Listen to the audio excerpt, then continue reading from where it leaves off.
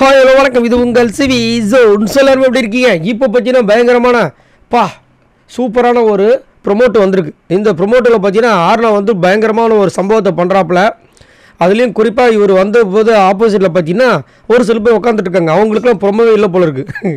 ரியா, தர்ஷா குப்தா, ஏன்பா அவங்களுக்கும் ஒரு சின்ன ப்ரொமோ போட்டிருக்கலாம்ல அப்படின்னா அவங்க எதாவது பண்ணாதானேன்ற மாதிரி பண்ணுறாங்க. பட் ரியா வந்து சூப்பரான ஒரு கண்டஸ்டண்டாக தான் இருந்தாங்க. சரி, இங்கே வந்துட்டு ஆர்னா வந்து ஒரு பெரிய ஒரு பயங்கரமான சம்பவத்தை ஏற்படுத்துன்னு வந்திருக்காரு. குறிப்பாக ஜெஃப்ரி மேலே செம்ம கோவத்தில் இருக்கார் போல இருக்குது. ஏன் திடீர்னு ஜெஃப்ரி மேலே கோவமாக இருக்கார்? ஜெஃப்ரி அந்த மாதிரி எதாவது பேசுகிறாரா? அவர் நிறைய பேசியிருக்காரு. இது எதில் இவருக்கு ஹிட்டாச்சுன்னு தெரியல. ஸோ இங்கே வந்து பார்த்தீங்கன்னா உள்ளே வரும்போது ஒரு வெல்கமிங் போர்டு வேறு இருக்குது. அந்த போர்டை பார்த்து டென்ஷன் ஆனாருன்னு தெரியல.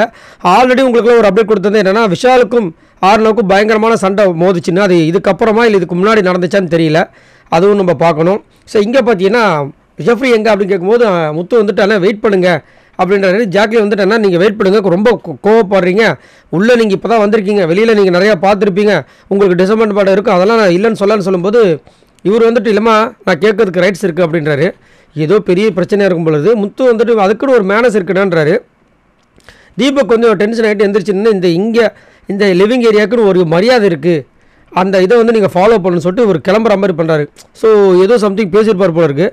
அதுக்கப்புறம் ரயான் வந்து எதோ சொல்கிறாரு, கொஞ்சம் யோசிச்சு பேசுங்கன்னா அதை அவன் முதல் தெரிஞ்சிருக்கணும், அவன் ஏன் யோசிச்சு பேசலைன்ற மாதிரி பேசுகிறாரு. அதுக்கப்புறம் திரும்ப ஆறுனா என்ன சொல்கிறான்னா, அவன் பண்ணுறதை யாருமே நீங்கள் கேட்க மாட்டீங்க, ஆனால் நான் பண்ணுற மட்டும் கேட்பீங்க இங்கே அப்படின்ட்டு பங்கமான ஒரு சம்பவம் பண்ணிவிட்டு லக்கன்றாரு.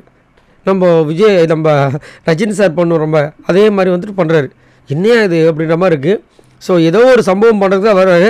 அது மட்டும் இல்லாமல் சோஷியல் மீடியாவில் ஆல்ரெடி எப்போயுமே வந்து போட்டுட்ருப்பார், ஏய் ஜால்டாஸ் உங்களை புழக்கிறதுக்குள்ளே வரேன், நான் வந்தால் அப்படி இருக்கும் இப்படி இருக்குன்னு.